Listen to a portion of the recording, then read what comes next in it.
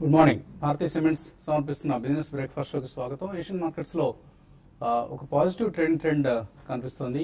Majority of the Asian indices లాభాల్లో trade అవుతున్నాయి. SGX Nifty కూడా సుమారుగా 30 పాయింట్లకు పైగా లాభంతో ట్రేడ్ అవుతోంది.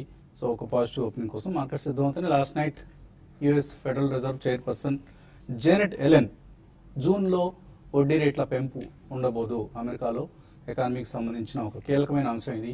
So Federal Reserve rate hike ఉండబోదు జూన్లో బహుశా అన్న ఒక సంకేతాన్ని ఇచ్చారు.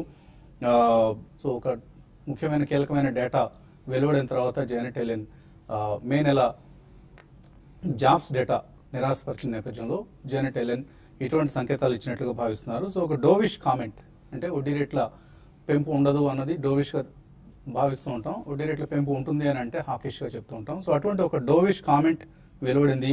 అయితే రేట్ హైక్ ఎప్పుడు ఉంటుంది అన్న అంశంపై జెనెట్ ఎలెన్ ఎటువంటి స్పష్టమైన ప్రకటన చేయలేదు. బహుశా జూలై లేదా ఇంకా లేట్ అయితే సెప్టెంబర్ అని ఎక్కువ మంది మార్కెట్స్లో అంచనా వేస్తున్నారు. సో ఎలెన్ స్పీచ్ మార్కెట్స్కు పాజిటివ్గా మారింది. లాస్ట్ నైట్ అమెరికన్ మార్కెట్స్ పాజిటివ్గా క్లోజ్ అయ్యాయి. ఇదే పరిస్థితి ఇప్పుడు ఏషియన్ మార్కెట్స్లోనూ కనిపిస్తుంది. మేబీ షాంఘై లాంటి ఒకటి అర ఇండిసెస్ మినహాయిస్తే నికీ కావచ్చు, హ్యాంగ్సెంగ్ కావచ్చు, KOSPI, Strides times, Taiwanese index ఇవన్నీ కూడా లాభాల్లో ట్రేడ్ అవుతున్నాయి. ఎస్టెక్స్ నిఫ్టీ కూడా 35 పాయింట్ల లాభంతో 8269 దగ్గర ట్రేడ్ అవుతుంది. మన మార్కెట్ సంబంధించి వాళ్ళ ఒక కీలకమైన రోజు, ఎందుకంటే రిజర్వ్ బ్యాంక్ ఇవాళ తన మానిటరీ పాలసీని వెల్లడించబోతోంది. సో పాలసీలో వడ్డీ రేట్ల మార్పులకు సంబంధించి ఎవరికి ఎటువంటి అంచనాలు, ఆశలు లేవు. సో వడ్డీ రేట్ల తగ్గింపు అన్నది ఈ పాలసీకి లేదు అని అందరూ భావిస్తున్నారు. అయితే రఘురామ్ రాజన్ రిజర్వ్ బ్యాంక్ గవర్నర్గా కొనసాగుతారా లేదా అన్న అంశంపై ఏదైనా ఒక ప్రకటన ఉంటుందా అంటే పాలసీలో ఎటువంటి ప్రకటనలు ఉండవు. బట్ తర్వాత జరిగే ప్రెస్ కాన్ఫరెన్స్లో రఘురామ్ రాజన్ ఈ ప్రశ్న తప్పనిసరిగా పత్రికా విలేకరులు, మీడియా ప్రతినిధులు అడుగుతారు. అడిగినప్పుడు ఆయన ఏ విధంగా రెస్పాండ్ అవుతారు, తన వెర్షన్ ఏంటి, ప్రభుత్వం ఎటువంటి నిర్ణయం తీసుకుంటున్నది తర్వాత సంగతి. బట్ రఘురామ్ రాజన్కి కొనసాగే ఉద్దేశం ఉందా లేదా గవర్నర్గా అనే అంశాన్ని ఆయన ఏ విధంగా వెల్లడిస్తారన్నది అందరూ ఆసక్తి చూస్తున్నారు. ఇక పాలసీకి సంబంధించి మాత్రం మనం అంటున్నట్లుగా రేట్ చేంజెస్ పై ఎటువంటి ఆశలు లేవు. అయితే ఎన్పిఏ సమస్యకు భయపడి ఈ మధ్య బ్యాంక్స్ రుణాలు ఇచ్చేందుకు వెనకాడుతూ ఉన్నాయి. సో ఆ భయాన్ని పారద్రోలి లెండింగ్ పునః ప్రారంభించేందుకు ఆర్బీఐ ఏ విధమైన చర్యలు తీసుకుంటుంది అన్న అంశాన్ని, అలాగే ఎన్పిఏ రికగ్నిషన్లో కొన్ని మార్పులు ఉండొచ్చు. ఎన్పిఐకి ఇప్పుడైతే ఏవైతే కఠినతరంగా ఉన్నాయో ఎన్పిఐ రికగ్నిషన్ సంబంధించి వాటిని కొద్దిగా సరళీకరిస్తారు. అలాగే బ్యాంక్స్కు ఇప్పుడు ఉన్న లిక్విడిటీ డెఫిసిట్ సమస్య, అంటే బ్యాంక్స్ ప్రతిరోజు ఆర్బీఐ నుంచి రెపో విండో ద్వారా కొంత డబ్బును లెండింగ్గా తీసుకుంటూ ఉంటాయి, రుణాలుగా తీసుకుంటూ ఉంటాయి. సో అటువంటి లిక్విడిటీ డెఫిషియన్సీ ఏదైతే ఉందో ఆ డెఫిషియన్సీకి ఆర్బీఐ గవర్నర్ నుంచి ఎటువంటి పరిష్కారం లభించబోతోంది, ఇవి మార్కెట్స్ కీలకంగా గమనించబోతున్న అంశాలు. ఈ అంశాల ఆధారంగా మార్కెట్స్ బిహేవ్ చేస్తాయి ఇవాళ. సో పాలసీ ముందు ఒక 1.5 అవర్ ట్రేడింగ్ జరుగుతుంది, అలాగే పాలసీ తర్వాత. సో ఈ 1.5 అవర్ ట్రేడింగ్లో ఎటువంటి ప్రస్తుతానికైతే పాజిటివ్ ఓపెనింగ్ మనకు స్పష్టంగా కనిపిస్తుంది. పెద్ద డిప్స్ కానీ డిక్లైన్స్ కానీ వచ్చే అవకాశం లేదు. ఈవెన్ పాలసీ తర్వాత కూడా ఎవరు పెద్ద డిక్లైన్ ఉంటుందని ఎవరు ఆశించడం లేదు. సో మేబీ చిన్న డిక్లైన్స్, డిప్స్ ఏమైనా వస్తే మాత్రం డెఫినెట్గా బయింగ్కి వాడుకోవచ్చు. సో ఎవరు కూడా ఒక 5% డిక్లైన్స్ వస్తాయి పాలసీ తర్వాత అని ఊహించడం లేదు. కాబట్టి అటువంటి పరిస్థితికి ఆస్కారం లేదు. నిన్న ట్రేడింగ్లో కూడా చూసాం మనం పిఎస్యూ బ్యాంక్ స్టాక్స్లో ఒక పాజిటివ్ ట్రేడింగ్ ట్రెండ్ చూసాం. Almost PSU bank index Nifty 1.35% లాభపడింది మార్కెట్ నష్టాలతో ముగిసినప్పటికీ కూడా. సో అదే పరిస్థితి బహుశా ఇవాళ కూడా రిపీట్ అయ్యే అవకాశం ఉంది. అండ్ నిన్న మిడ్ క్యాప్, స్మాల్ క్యాప్స్లో చాలా హైట్ అండ్ యాక్టివిటీ చూసాం. షుగర్ స్టాక్స్ లేదా చిన్న చిన్న stocks like Dharani sugars or Gokuldas exports, Jubilant life, hotel Leela, Pricol, Repco home finance. మనం పదే అనుకుంటూ ఉన్నాం బ్యాంక్స్ అండ్ ఫైనాన్షియల్ సెక్టర్ సంబంధించి ఒక రీరేటింగ్ జరుగుతోంది. ఇక్కడతో వర్స్ట్ అయిపోయింది ఈ సెక్టర్ కన్నా ఉద్దేశంతో ఎక్కువ డెలివరీ బేస్డ్ బయింగ్ చూస్తున్నాం. ఫెడరల్ బ్యాంక్ లాంటి కౌంటర్స్లో క్యాన్ఫిన్ హోమ్స్ కావచ్చు, bank of Baroda, Karnataka bank, ఇవాళ పేపర్స్లో కూడా వార్త వచ్చింది. ధనలక్ష్మి బ్యాంక్ బహుశా ఎక్విజిషన్ టార్గెట్ అవుతుంది అంటూ. బహుశా రాబోయే రోజుల్లో ఇటువంటి వార్తలే మనం చిన్న చిన్న బ్యాంక్స్, కర్ణాటక బ్యాంక్ లాంటివి, ఫెడరల్ బ్యాంక్ లాంటివి, ఇటువంటి బ్యాంక్స్ సంబంధించి మనం చూసే అవకాశం ఉంది. సో ఈ స్టాక్స్లో హైట్ అండ్ ఇంట్రెస్ట్ కనిపిస్తుంది ఫైనాన్షియల్ రంగానికి చెందిన స్టాక్స్లో. అలాగే నష్టపోయిన స్టాక్స్ ఉన్నాయి. Of course Ujjivan financial services ఏం జరిగింది అని చూస్తే మనం కొంత profit booking, and anchor investors ఎవరైతే ఉన్నారో బిర్లా సన్ లైఫ్ కావచ్చు, ICICI prudential, Reliance life or UTI asset management, ఇటువంటి వాళ్ళందరూ కూడా బ్యాంక్ ఉజ్జీవన్ ఫైనాన్షియల్ ఐపీఓకి ముందు కొన్ని షేర్లు కేటాయించింది. వాటికి లాక్ ఇన్ పీరియడ్ అయిపోయింది. దాంతో నిన్న సెల్లింగ్ వచ్చింది. ఆల్మోస్ట్ ఒక 14% నష్టంతో క్లోజ్ అయింది ఉజ్జీవన్ ఫైనాన్షియల్ యాంకర్ ఇన్వెస్టర్స్ అమ్మకాలతో. 210 రూపాయలు కొన్నారు.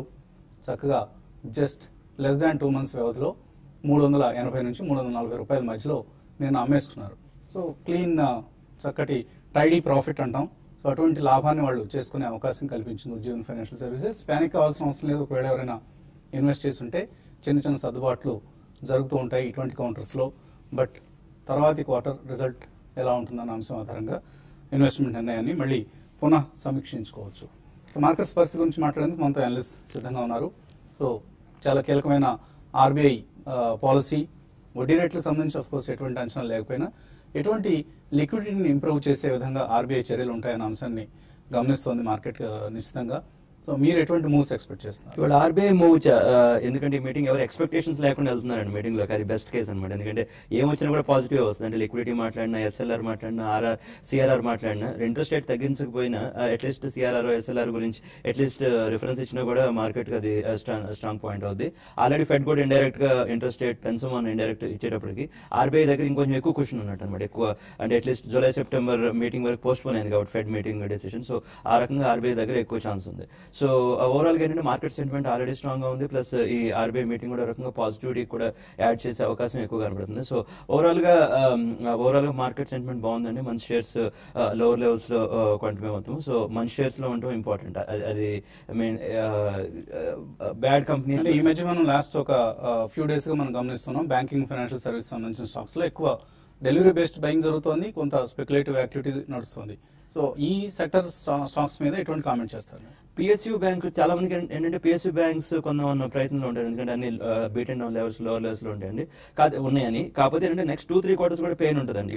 ఇప్పుడు జూన్ లో రిజల్ట్స్ అయినా కాబట్టి కొద్దిగా ర్యాలీ వచ్చినా మళ్ళీ జూలై ఆగస్ట్ లో మళ్ళీ సెల్లింగ్ వచ్చే రిస్క్ ఉంటుంది. కాబట్టి ఏంటంటే ఇప్పటికి పిఎస్యూ బ్యాంక్స్ వద్దండి. సో అంటే ఫర్ ఎగ్జాంపుల్ మీకు పిఎస్యూ బ్యాంక్స్ ఉందామంటే ఒక ఎస్బీఐ ఒకటే రీజనబుల్. ఎందుకంటే అది ఓవరాల్ గా నిఫ్టీ కంపోనెంట్ కాబట్టి నిఫ్టీ పెరిగితే ఓవరాల్ గా ఎస్బీఐ కూడా పెరగాలి అన్న కాంటెక్స్ట్ లో. సో ఇప్పుడే కాదు ఎన్బిఎఫ్సిస్ మనం మాటికి అనుకుంటే ఎన్బిఎఫ్సిస్ మాత్రం మీరు ఫోకస్ చేసుకునేది బిఎఫ్ఎస్ఎస్ సెగ్మెంట్ లోనే ఉండాలి అనుకునేటట్టయితే. ఓకే. సో ట్రేడర్స్ కి ఎటువంటి ట్రేడింగ్ కాల్స్ ఇస్తున్నారు ఇవాళ? అంటే ఈ రోజు కాల్స్ ఇవ్వడం అంత ఈజీగా ఉండదండి. ఎందుకంటే మార్కెట్స్ క్రెడిట్ పాలసీ ఉంది, కొంచెం వోలటాలిటీ అనేది కూడా బాగుంటుంది. బట్ మార్కెట్స్ అనేది నిన్న కొంచెం సెల్లింగ్ అనేది హై లెవెల్స్ చూసాం. ఒక టైంలో బాగా పాజిటివ్గా ఉండి మన మార్కెట్ సెకండ్ హాఫ్ లో బాగా సెల్లింగ్ ఉంది. అయితే ఈ సెల్లింగ్ అనేది 8,200 పైన నిఫ్టీ నెక్స్ట్ క్రెడిట్ పాలసీ తర్వాత సస్టైన్ అవుతుందా అనేది చూడాలి. ఒకవేళ క్రెడిట్ పాలసీ తర్వాత 8,200 పైన నిఫ్టీ సస్టైన్ అయితే అప్పుడు బయింగ్ పొజిషన్ తీసుకోమంటాను. లైక్ ఈవెన్ బ్యాంక్ నిఫ్టీని కూడా కన్సిడర్ చేయొచ్చు. తర్వాత నిన్న మొన్న వీక్ ఉన్న పిఎస్యూ బ్యాంక్స్ మళ్ళీ నిన్న ఒక అప్ ట్రెండ్ లో వచ్చింది. కాబట్టి పిఎస్యూ బ్యాంక్స్ ని కూడా పొజిషనల్ ట్రేడర్స్ బై చేసుకోమంటాను. ఎందుకంటే ప్రైవేట్ బ్యాంక్స్ అన్ని కూడా కొంచెం చెప్పాలంటే ఎక్స్పెన్సివ్ గా ఉన్నాయి. ప్లస్ అన్ని కూడా రీసెంట్ గా బాగా ఒక 20-25% లాస్ట్ 3 months లోనే పెరిగాయి. కాబట్టి కొంచెం ప్రైవేట్ బ్యాంక్స్ ఈ లెవెల్ ఆగొచ్చు. పిఎస్యూ బ్యాంక్స్ లో కొంత పొజిషన్ తీసుకోమంటాను. తర్వాత ఇండివిజువల్ స్టాక్స్ విషయానికి వస్తే అశోక్ లైలాండ్ ఒకటి కొంచెం మంచి కన్సాలేషన్ లో ఉంది. ఇది పొజిషనల్ ట్రేడర్స్ 1 or 2 ఆ దగ్గర స్టాప్ లాస్ పెట్టుకుని దీన్ని టువర్డ్స్ న్యూ హైస్కి వెళ్ళే అవకాశం కనపడుతుంది. దాన్ని బై చేసుకోమంటాను. తర్వాత రియాలిటీ కౌంటర్స్ మాత్రం ఒకవేళ క్రెడిట్ పాలసీ తర్వాత చాలా స్ట్రాంగ్ గా ఉన్నాయి. బట్ క్రెడిట్ పాలసీ తర్వాత హైయర్ లెవెల్స్ లో రియాలిటీ స్టాక్స్ లో సెల్లింగ్ రావడానికి అవకాశం ఉంది. అందులో భాగంగా హెచ్డిఎల్ ఒకటి 100 రూపీస్ దగ్గర స్టాప్ లాస్ పెట్టుకుని 98 బిలో ఉంటే సెల్ చేయమంటాను. తర్వాత బిహెచ్ఈలో ఒకటి ఎవ్రీ ర్యాలీలో సెల్ చేసే స్టాక్. టెలికాం కంపెనీస్ అన్ని కూడా ఈ మధ్య కాలంలో కొంత వీక్ ఉన్నాయి. అయితే మిడ్ క్యాప్ స్టాక్స్ ఇక్కడ నుంచి కొంచెం అంటే ఈ రోజు తర్వాత రేపటి నుంచి మళ్ళీ పెరగడానికి అవకాశం ఉంటుంది. వాటిలో కూడా లాంగ్ పొజిషన్ తీసుకోమంటాను. తర్వాత బ్యాంక్ నిఫ్టీ విషయానికి వస్తే క్రెడిట్ పాలసీ తర్వాత 60 నిన్నటి క్లోజింగ్ పైన కానీ బ్యాంక్ నిఫ్టీ సస్టైన్ అయితే టువర్డ్స్ 17,820-840 దాకా వెళ్ళొచ్చు. 17,800 దగ్గర బాగా రెసిస్టెన్స్ పే చేసే అవకాశం ఉంది. స్టాప్ లాస్ విషయానికి వస్తే 17,600 దగ్గర స్టాప్ లాస్ పెట్టుకోమంటారు. ఒకవేళ 17,600 కానీ బ్రేక్ అయిందంటే క్రెడిట్ పాలసీ తర్వాత నెక్స్ట్ రానున్న రోజుల్లో కొంచెం బ్యాంక్ నిఫ్టీలో స్లైడ్ అయ్యే అవకాశం ఉంది. తర్వాత నిఫ్టీకి మాత్రం 8,200 సపోర్ట్. ఆ రెసిస్టెన్స్ విషయానికి వస్తే 8,250. ఒకవేళ 8,250 కానీ క్రాస్ అయిందంటే నెక్స్ట్ ఫ్యూ డేస్ లోనే మనకి 8,400 వైపు నిఫ్టీ వెళ్లే అవకాశం ఉందండి. So micro finance institutions MFIs ఇవి ఈ మధ్య కాలంలో మార్కెట్స్ ను బాగా ర్యాలీ వచ్చిన స్టాక్స్ ఇవి. సో లాస్ట్ 1 year లో మనం చూస్తే ఎస్కేఎస్ మైక్రో ఫైనాన్స్ ఈ సెక్టర్ కి ఆజులు అనుకునే స్టాక్. అంటే ఈ సెక్టర్ లో మొట్టమొదటిగా లిస్టెడ్ సంస్థ SKS micro finance. Last 1 year లో 51% రిటర్న్ వచ్చింది ఎస్కేఎస్ మైక్రో ఫైనాన్స్ లో ఇన్వెస్ట్ చేసిన వాళ్ళకి. ఒక 3 years back or 2.5 years back ఈ స్టాక్ ని అందరూ దూరంగా పెట్టారు. అయిపోయింది ఇంకా మైక్రో ఫైనాన్స్ రంగం, ఇంకా ఇటువంటి స్టాక్స్ జోలికి ఎవరు వెళ్ళొద్దు అని అనుకున్నారు కొంతమంది. బట్ అటువంటి స్టాక్ లాస్ట్ 1 year లో 51% రిటర్న్ ఇచ్చింది. సో ఈ స్టాక్స్ కూడా పూర్తిగా మనం పక్కన పెట్టలేం. చక్కెర stocks for instance 1 year back వరకు చక్కెర స్టాక్స్, షుగర్ స్టాక్స్ అందరూ బార్జీ పోల్తో దూరంగా పెట్టారు. అంత విముఖంగా ఉన్నారు చక్కెర స్టాక్స్ ను కొనుగోలు చేసేందుకు. బట్ నౌ అవే షేర్లు బ్యూటిఫుల్ రిటర్న్స్ ఇస్తున్నాయి. అలాగే ఎంఎఫ్ఐస్ లో మనం చూస్తే మణపురం ఫైనాన్స్ లాస్ట్ 1 year లో 85% రిటర్న్ ఇచ్చింది. బజాజ్ ఫైనాన్స్ 82%. ఇంత పెద్ద స్టాక్ కూడా, పెద్ద స్టాక్స్ పెరగవని ఒక అపప్రదం ఉంటుంది, చాలా మందిలో అపోహ ఉంటుంది. పెద్ద స్టాక్స్ కంటే కూడా ₹10 ₹20 షేర్ కొంటే డబుల్ కావడం ఈజీ, ₹500 స్టాక్ ₹1000 కావడం కష్టం అనుకుంటారు. కానీ బజాజ్ ఫైనాన్స్ మనం చూస్తే 81% లాస్ట్ 1 year లో పెరిగింది. LIC housing finance public sector company అనుకుంటాం, 18% రిటర్న్ ఇచ్చింది. అలాగే Ujjivan of course recent listing, Equitas ఇవి ఈక్విటాస్ లో 28% రిటర్న్ వస్తే ఉజ్జీవన్లో అనూహ్యంగా 65% రిటర్న్ వచ్చింది. సో ఒక క్రేజీ సెక్టర్ గా ఈ స్టాక్స్ ఇప్పుడు కనిపిస్తున్నాయి మనకు. మేబీ రాబోయే రోజుల్లో మల్టీ బ్యాగర్స్ అవుతాయని ఒక అంచనా చాలా మందిలో కనిపిస్తుంది. సో మేబీ డిక్లైన్స్ లో కొద్దిగా ఒక పోర్ట్ఫోలియోలో కొంత భాగాన్ని ఇటువంటి స్టాక్స్ కి ఇవ్వటం అవసరంగా కనిపిస్తున్న తరుణం ఇది. కాలర్స్ లైన్ లో ఉన్నారు. శ్రీకాకుళం నుంచి బాలాజీ. హలో.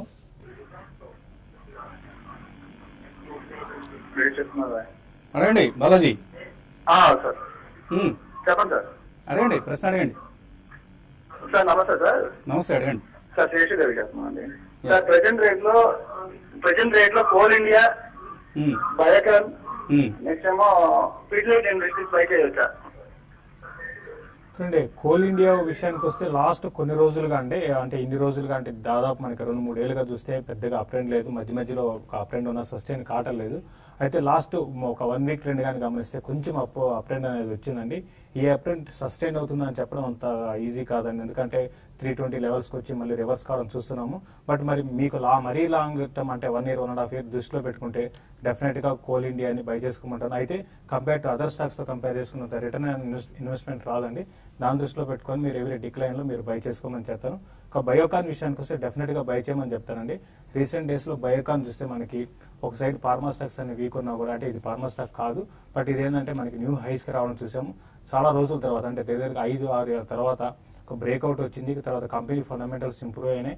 నెక్స్ట్ 1-2 quarters చాలా స్ట్రాంగ్ మార్జిన్స్ అనేది పెరిగే అవకాశం కనపడుతుంది. దాని దృష్టిలో పెట్టుకుంటే డెఫినెట్ గా బయోకాన్ మీరు బై చేసుకోండి, ఎవరీ డిప్లో బై చేసుకోండి. అయితే ఇది కూడా రీసెంట్ గా చూస్తే 450 లెవెల్స్ నుంచి బాగా పెరిగింది. కాబట్టి కరెక్షన్స్ లో మీరు దీన్ని బై చేసుకోమని చెప్తారండి. వెంకట్ హైదరాబాద్ నుంచి తర్వాత caller. Hello. Good morning sir. Morning అండి. ఉజ్జీవన్ ఫైనాన్షియల్ సర్వీస్ ఐపీఓ టైంలో 240 తీసుకున్నాను, 150 క్వాంటిటీ. సో దాదాపు 70% వరకు ప్రాఫిట్స్ వచ్చినాయి. సో 2 days లో బాగా తగ్గింది. 40% స్టిల్ 40% ప్రాఫిట్ లో ఉన్నాను. అదే ఒకటి. జిఐసి హౌసింగ్ ఫైనాన్స్ 23% ప్రాఫిట్ లో ఉన్నాను. ప్రాఫిట్ బుక్ చేసుకోమంటారా, లేకపోతే నేను లాంగ్ టర్మ్ కోసం ఇన్వెస్ట్ చేద్దాం అనుకుంటున్నాను. సో అలాగే కంటిన్యూ చేయమంటారా? ఇక్కడ డిప్స్ వచ్చినప్పుడు ఉజ్జీవన్ ఫైనాన్స్ లో యాడ్ చేసుకోమంటారా? సో ఆయన ఈ 2 counters Ujjivan and GIC housing. ఉద్యోగానికి వచ్చేటప్పటికి మీరు మంచి లెవెల్ తీసుకున్నారంటే ఇప్పుడు కూడా మీరు ప్రాఫిట్స్ లోనే ఉన్నారు. అంత ఇప్పుడు నిన్న యాంకర్ ఇన్వెస్టర్ సెల్లింగ్ వల్లే అది కిందకి వచ్చింది. కానీ జనరల్ గా అంటే మూడు బాగుంది. నిన్న రిజల్ట్స్ చూసిన 100% ప్రాఫిట్స్ పెరిగినాయండి. సో ఆ రకంగా చూస్తే పెద్ద ప్రాబ్లం ఏం లేదు. అయితే ఏంటంటే వీళ్ళందరూ స్మాల్ ఫైనాన్స్ బ్యాంక్ ఓపెన్ చేస్తారండి. చేసినప్పుడు ఏంటంటే ఫస్ట్ 1 year వాళ్ళ రిటర్న్స్ కొంచెం తగ్గుతాయి. ఎందుకంటే క్యాపిటల్ పక్కన పెట్టాలి, capital adequacy ratios, Tier 1 ratios అన్ని వచ్చినప్పుడు కొద్దిగా ఒక 1 year కొంచెం స్లో అవ్వచ్చు. సో ఇక్కడ నుంచి పర్సంటేజ్ గేమ్స్ అంత రాపోవచ్చు. ఇప్పుడు వచ్చిన లాస్ట్ 2 months లో వచ్చినంత రిటర్న్స్ ఇక్కడ నుంచి ఏంటంటే ఒక స్టేబుల్ అయిపోతాయి అనమాట. రెండోది ఇంకోటి గుర్తుపెట్టుకోవాల్సింది వీటిలో ఏంటంటే దగ్గర ఆర్బీఐ ఒక 10 స్మాల్ ఫైనాన్స్ బ్యాంక్స్ కి లైసెన్స్ ఇచ్చారండి. దాంట్లో ఇప్పటికి ఈక్విటాస్ ఉద్యమం 2 IPOs కి వచ్చినాయి. ఇంకా 8 లైసెన్సీ హోల్డర్స్ అంటే ఇంకా 8 IPOs వచ్చే ఛాన్స్ ఉందండి దీంట్లో. కాబట్టి ఎవరైనా ఉద్యమం ఈక్విటాస్ మిస్ అయినా ఇంకా 8 IPOs ఈ సెగ్మెంట్ నుంచి అంటే స్మాల్ ఫైనాన్స్ బ్యాంక్స్ నుంచి IPO నెక్స్ట్ 6 months లో వచ్చే అవకాశం ఉంది. కొంత క్రౌడెడ్ అవుతుంది. కొంచెం క్రౌడెడ్ అవుతుంది. కాకపోతే కొంత ఇటువంటి స్టాక్స్ కొంత చామ్ కూడా డైల్యూట్ అయ్యే అవకాశం. ఫస్ట్ 2 IPOs చాలా రీజనబుల్ ప్రైస్ కి ఇచ్చారండి. అంటే నెక్స్ట్ IPOs వాళ్ళంటే ఆల్రెడీ ఇది బాగా లిస్ట్ అయినాయి కదా అని కొద్దిగా ప్రైస్ ఎక్కువ పెట్టొచ్చు. అంటే అది IPOs వచ్చినప్పుడు మనం డిస్కస్ చేద్దాం సపరేట్ గా. అంటే అది కొనాలా వద్దనేది అది సపరేట్ చేద్దాం. ప్రస్తుతానికి హోల్డ్ చేయమంటారు. ప్రస్తుతానికి హోల్డ్ చేయమంటారు. G1 ఫైనాన్స్, JAC హౌసింగ్ అంటూ మా వాళ్ళు పేర్లతో ఆడుకుంటున్నారు. అవి G1 ఫైనాన్స్ కాదండి, G1 ఫైనాన్స్. అలాగే GIC హౌసింగ్, JAC కాదు. మనం తెలంగాణ ఉద్యమంలో చూసిన జాయింట్ యాక్షన్ కమిటీ గుర్తొచ్చింది మన పక్కన కడారి శ్రీధర్కి. చిన్న బ్రేక్ తీస్తున్నాం ఇప్పుడు.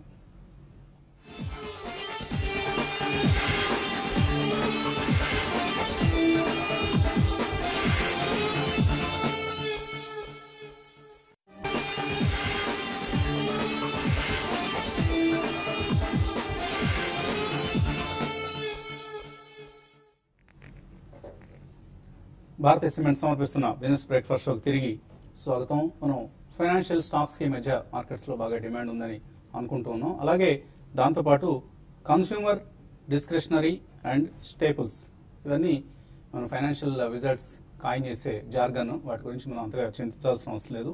అంటే మనం నిత్యం రోజువారీ దైనందిన జీవితంలో వాడుకునే వస్తువులు తయారు చేసే కంపెనీస్, వీటిని కన్స్యూమర్ డిస్క్రిషనరీ స్టేపుల్స్ అని వ్యవహరిస్తూ ఉంటారు. అవి బట్టలు కావచ్చు, ఫుడ్ మెటీరియల్స్ కావచ్చు, లేదా మనం నిత్యం వాడుకునే టెలివిజన్ సంబంధించిన DTH అంటాం కదా, డైరెక్ట్ టు హోమ్. ఈ మధ్య అందరం డిష్లు పెట్టుకొని సెటాప్ బాక్సులు పెట్టుకుంటున్నాం ఇంట్లో. అటువంటి సంస్థలు కావచ్చు, ఆ వస్తువులు తయారు చేసే సంస్థలు లైక్ డిష్ టీవీ లాంటి సంస్థలు కావచ్చు, లేదా మనం నిత్యం వాడే సబ్బులు, టూత్ పేస్టులు, పళ్ళ పొడి, ఇటువంటి పదార్థాలు తయారు చేసే కంపెనీలు, వీటన్నిటిని కన్స్యూమర్ డిస్క్రిషనరీ అంటాం. ఆర్ కన్స్యూమర్ గూడ్స్ తయారీ కంపెనీలు, ఫాస్ట్ మూవింగ్ కన్స్యూమర్ గూడ్స్ తయారీ సంస్థలు అంటాం. సో అటువంటి సంస్థల్లో ఈ మధ్య ఎక్కువ పెద్ద ఇన్వెస్టర్లు, మనం మార్కెట్ స్టాల్ వార్స్ గా పేర్కొనే రాకేష్ జుంజున్వాలా లాంటి వాళ్ళు ఇన్వెస్ట్ చేస్తున్నారు. వాళ్ళ పోర్ట్ఫోలియోస్ ఒకసారి గమనిస్తే Rakesh Jhunjhunwala for instance watches తయారు చేసే కంపెనీ టైటాన్. సో టైటాన్ షేర్లో ఆయన ఇన్వెస్ట్మెంట్స్ వాల్యూ ఇప్పుడు 2,633 కోట్ల రూపాయలు. ఆయన మొత్తం పోర్ట్ఫోలియోలో 33% టైటాన్ లోనే ఉంది. అలాగే Tata Motors, another consumer discretionary company, ఇది కూడా. సో అందులో 6% ఉంది ఆయనకు. ఆయన పోర్ట్ఫోలియోలో 466 కోట్ల రూపాయలు టాటా మోటార్స్ లో ఉన్నాయి. అలాగే ఎస్కార్ట్స్. అండ్ ఎక్కువ మందికి తెలియని ఇన్వెస్టర్ రాధాకిషన్ దమాని. మనందరికీ జుంజున్వాలా అంటే తెలుసు, అజీం ప్రేమ్జీ అంటే తెలుసు, లేదా ఇతర ఇన్వెస్టర్స్ చాలా మంది పేర్లు మనకు తెలుసు. కానీ రాధాకిషన్ దమాని నగరాల అర్బన్ ఏరియాస్ లో మనం చూస్తే డిమార్ట్ సంస్థల ఓనర్ ఆయన. సో ఆయన డిమార్ట్ సంస్థలో వాల్యుయేషన్ ఇప్పుడు సుమారుగా 6,000-7,000 కోట్ల రూపాయల ఆ రిటైల్ చైన్ మార్కెట్ వాల్యూ ఉంది. సో దానికి తోడు ఆయన మార్కెట్స్ లో కూడా ఇన్వెస్ట్ చేస్తూ ఉంటారు. ఈ అంశం ఎక్కువ మందికి తెలియదు. ఆయన గత 14 సంవత్సరాల క్రితం VSC ఇండస్ట్రీస్ లో స్టేక్ తీసుకున్నారు. దాని వాల్యూ ఆ రోజు ఆయన ఇన్వెస్ట్ చేసినప్పుడు సుమారుగా 50 కోట్లు అయితే ఇప్పుడు 663 కోట్లు అయింది. అంటే 13 ఏళ్లలో 14 రెట్లు అయింది ఆయన investment. So only stock markets మాత్రమే ఎటువంటి రిటర్న్స్ ఇస్తాయి, ఇంకా ఏ ఇతర ఇన్వెస్ట్మెంట్ కూడా ఇవ్వనటువంటి రిటర్న్స్. ఆయన ఇట్లా వచ్చిన డబ్బుల్ని రియల్ ఎస్టేట్ లో పెడుతున్నారు. సో ముందుగా మనం మార్కెట్స్ లో సంపాదిద్దాం డబ్బులు, తర్వాత దాన్ని రియల్ ఎస్టేట్ కో, ఎందుకంటే ₹1,00,000 ₹2,00,000 మన దగ్గర ఉంటే దాన్ని ఒక స్టాక్ మార్కెట్స్ లో మాత్రం ఇన్వెస్ట్ చేయగలం. రియల్ ఎస్టేట్ లో ₹1,00,000-2,00,000 ఏది రాదు. సో ఇలా ఇన్వెస్ట్ చేసిన మొత్తాన్ని, మంచి సంస్థలు ఇన్వెస్ట్ చేసిన మొత్తాన్ని రెట్టింతలు చేసి అప్పుడు ఇతర అసెట్స్ వైపు మళ్ళిద్దాం. కాలర్స్ ఆఫ్ కోర్స్ మన సమయం కూడా మించిపోయింది కాబట్టి కొన్ని మెయిల్స్ తీసుకుందాం. నరేందర్ అడుగుతున్నారు, టాటా కమ్యూనికేషన్స్ ఉన్నాయి ఆయన దగ్గర, ₹445 హోల్డ్ చేయొచ్చా, ఎగ్జిట్ కావచ్చు? ఇది సెగ్మెంట్ కొంచెం ఎగ్జిట్ అవ్వమని చెప్తానండి. అది టెలికామ్ అంత ఎక్సైటింగ్ స్పేస్ లో లేదు. టాటా కమ్యూనికేషన్స్ అందులో ఏంటంటే చాలా డెట్ బర్డెన్ కూడా ఉంది. ఎగ్జిట్ అవ్వమని చెప్తాను. చాలా అదర్ ఐడియాస్ ఉన్నాయి మార్కెట్ లో, బెటర్ ఐడియాస్. సో అంటే అసలు ఓవరాల్ గా కమ్యూనికేషన్స్ ఇండస్ట్రీలో ఉండదు అంటారా? ఇప్పుడు టెలికామ్ పెద్ద రివార్డ్ ఇచ్చేదేం లేదండి. ఇప్పుడు ఐడియా కూడా చూసిన ఎట్లా ₹100 వచ్చేసింది. సో అంటే మరీ ఇక టర్న్ అరౌండ్ థీమ్ అన్నట్టు ఏమన్నా మరి ఇక ₹80 ₹90 వస్తుంది. కాంట్రేరియన్ బెట్లానే కానీ avoid telecom at this moment. Neelima అడుగుతున్నారు, Orchid pharma, SMS pharma, Inox wind, Sintex 4 18 months కోసం కొందాం అనుకుంటున్నారు, కొనుక్కోవచ్చా? చూడండి, మీరు కొంచెం ఫార్మా స్టాక్స్ లో ఆర్చిడ్ ఫార్మా అనేది కొంచెం టర్న్ అరౌండ్ స్టోరీ అండి. అయితే అంతకాలం బాగా వీక్ ఉంది. అయితే ఇంకోటి డెట్ కూడా ఉందండి ఆర్చిడ్ ఫార్మా. బట్ ఏదైనా కూడా మీరు సెలెక్ట్ చేసుకున్న వాటికన్నా వేరే అదర్ బెటర్ స్టాక్స్ సెలెక్ట్ చేసుకోమంటాను. ఆర్చిడ్ ఫార్మాను అయితే అవాయిడ్ చేయమని చెప్తానండి. మదన్ అడుగుతున్నారు, జేకే టైర్స్ హోల్డ్ చేస్తున్నారు ₹94. అలాగే గ్రాన్యూల్స్ 139లో, TWL కోప్రాన్ కూడా ఉన్నాయి. బుక్ చేయొచ్చా, హోల్డ్ చేయొచ్చా? ఇది జేకే టైర్స్ వచ్చేటప్పటికి అది హోల్డ్ చేయండి. ఏంటంటే వాళ్ళు మధ్యలోనే టేక్ ఓవర్ చేశారండి. అది మీకు కైసోరామ్ అని చెప్పి ఉంటుంది. దాన్ని టేక్ ఓవర్ చేసేటప్పటికి కొద్దిగా డిలే అయింది ప్రాసెస్, అంటే అనుకున్న రికవరీ ప్రాసెస్. బట్ నేను హోల్డ్ చేయమని చెప్తానండి. గ్రాన్యూల్స్ కూడా హోల్డ్ చేయమని చెప్తానండి. యార్లగడ్డ దివ్య అడుగుతున్నారు, 200-డే మూవింగ్ యావరేజ్ పైన ఉండే స్టాక్స్ ని ఎలా ట్రేడ్ చేయాలి? అంటే 100% 200 days మూవింగ్ యావరేజ్ అబోవ్ ఉన్న స్టాక్స్ అన్ని పెరుగుతాయి అనుకోలేమండి. దాన్ని అప్పుడున్న పరిస్థితులను బట్టి అవి బిహేవ్ చేస్తాయి. ఏదైనా కూడా చూస్తే మనకి ప్రైవేట్ బ్యాంక్స్ లో దాదాపు అన్ని ప్రైవేట్ బ్యాంక్స్ 200 days అబోవ్ ఉన్నాయి. పిఎస్యూ బ్యాంక్స్ కానీ చూసుకుంటే చాలా 200 days బిలో ఉన్నాయి. అయితే ఇప్పుడు ఇమీడియట్ గా లాస్ట్ 2 days గా చూస్తే పిఎస్యూ బ్యాంక్స్ ప్రైవేట్ బ్యాంక్స్ కానీ కొంచెం పెరిగే అవకాశాలు కనపడుతున్నాయి. సో అది మార్కెట్ కండిషన్ తగ్గట్టు మారుతూ ఉంటుంది. అదొకటి ఇండికేటర్ కాదండి. సో ఎక్కువగా టెక్నికల్ అనలిస్ట్ ఫాలో అయ్యే పారామీటర్ అది. మీకు టెక్నికల్స్ మీద ఏదైనా అవగాహన ఉంటే అప్పుడు ఈ మూవింగ్ యావరేజ్ ఆధారంగా స్టాక్స్ ని పిక్ చేసే ప్రయత్నం చేయండి. Otherwise don't trade with limited knowledge or just basic knowledge. Pullarao అడుగుతున్నారు, ఎస్ బ్యాంక్ ఫ్యూచర్స్ 1048 లో అమ్మేశారు, హోల్డ్ చేయొచ్చా, లాస్ బుక్ చేయొచ్చా? ఎస్ బ్యాంక్ చాలా స్ట్రాంగ్ ఉందండి. నిన్న కూడా చూస్తే చాలా స్ట్రాంగ్ ఉంది. అయితే ఈ 1-2 రోజులు మీరు కరెక్షన్స్ వచ్చినప్పుడు క్లోజర్ గా మీ లెవెల్కి వచ్చినప్పుడు బెటర్ ఏంటంటే బయటపడండి. 1044 దగ్గర దీనికి సపోర్ట్ ఉంది. అది కానీ బ్రేక్ అయిందంటే కొంచెం వీక్ అవ్వచ్చు అండి. మైకేల్ అడుగుతున్నారు, 4 లక్షల రూపాయలు ఉన్నాయట ఆయన దగ్గర, ముతూట్ ఫైనాన్స్ లో ఫిక్స్డ్ డిపాజిట్ చేయొచ్చా అని అడుగుతున్నారు. ఎన్బిఎఫ్సి సురక్షితమేనా? సో ప్రస్తుతానికైతే ముతూట్ ఫైనాన్స్ తో అంత పెద్ద ముప్పు ముంచుకొచ్చే అవకాశాలు ఏం కనపడలేదు. అయితే ఏంటంటే జనరల్ గా ఎన్బిఎఫ్సి ఎఫ్డీస్ ఏంటంటే మామూలు ఎఫ్డీస్ కంటే ఒక 1-2% ఎక్కువ వస్తాయండి. అంటే మీకు అది ఇంట్రెస్ట్ ఉంటే ఓకే. 9.75% వడ్డీ రేట్ ఆకర్షణీయంగా కనిపిస్తుంది. అది 1-2% ఎక్కువ వస్తుంది. అయితే మనం గుర్తుపెట్టుకోవాల్సిందంటే ఆ 1-2% కోసం మనం ఎంత రిస్క్ తీసుకుంటున్నారో గుర్తుపెట్టుకోవాలి. ముత్తూత్ ఓకేనండి, లేదా శ్రీరామ్ ట్రాన్స్పోర్ట్ ఫైనాన్స్ బాండ్స్ కూడా వస్తాయి. కూడా జనరల్ గా శ్రీరామ్ ట్రాన్స్పోర్ట్ కూడా మంచి కంపెనీ కాబట్టి అది ప్రాబ్లం లేదు. కానీ చాలా సెలెక్టివ్ గా ఉండండి. అంటే అగ్రెసివ్ గా ఇట్లా ఎన్బిఎఫ్సి మేబీ ఒక 1 year పర్స్పెక్టివ్ అయితే ఓకే. ఓకే. అయితే ఇంకొకటి ఏంటంటే ఆర్బీఎల్ ఉంది కదా, రత్నాకర్ బ్యాంక్ అని, ఇప్పుడు కొత్త బ్యాంక్ ఐపీఓ కూడా వస్తుంది. వాళ్ళు జనరల్ గా వాళ్ళు ఎఫ్డీస్ ఉన్న మార్కెట్ ఉన్న కంటే ఎక్కువ అంటే మీరు బ్యాంక్ ఎఫ్డీలోనే పెట్టాలి అనుకుంటే ఆల్మోస్ట్ వాళ్ళు 8.75 దాకా ఇస్తున్నారు. అంటే మీరు ఎన్బిఎఫ్సి రిస్క్ వద్దు, అలానే మళ్ళీ స్టేట్ బ్యాంక్ లాగా మరీ 7.5 వద్దు అనుకుంటే ఒక మధ్యలో ఉందనుకుంటే ఆర్బీఎల్ బ్యాంక్ 8.75 దగ్గర ఉందండి. అది bank FD point of view చూస్తారు. సో మీరు మరి ఏకంగా 3 ఏళ్ళు 5 ఏళ్ల వ్యూ అడిగితే మనం చెప్పడం కష్టం. బట్ ఇటువంటి ఎన్బిఎఫ్సిస్ లో ఎస్పెషల్లీ ముతూట్ మీరు అడిగారు కాబట్టి నెక్స్ట్ 1 year కి అయితే ఎటువంటి రిస్క్ కనపడలేదు. మేబీ ఎప్పటికప్పుడు ఈ ఫైనాన్స్ కంపెనీ పెర్ఫార్మెన్స్ ఎలా ఉంది అన్న అంశాన్ని మీరు గమనిస్తూ ఉండాలి, చాలా కేర్ఫుల్ గా ఉండాలి. ఎస్బీఐలో అనుకోండి 5 ఏళ్ళు డిపాజిట్ చేసి కళ్ళు మూసుకొని పడుకోవచ్చు ఇంట్లో, వడ్డీ మనకి అందుతూ ఉంటుంది, అకౌంట్ క్రెడిట్ అవుతూ ఉంటుంది. బట్ ఇటువంటి ఎన్బిఎఫ్సిస్ లో కొంత రిస్క్ ఉంటుంది, గమనించండి. మధ్యాహ్నం స్మార్ట్ ఇన్వెస్ట్ లో మళ్ళీ కలుద్దాం.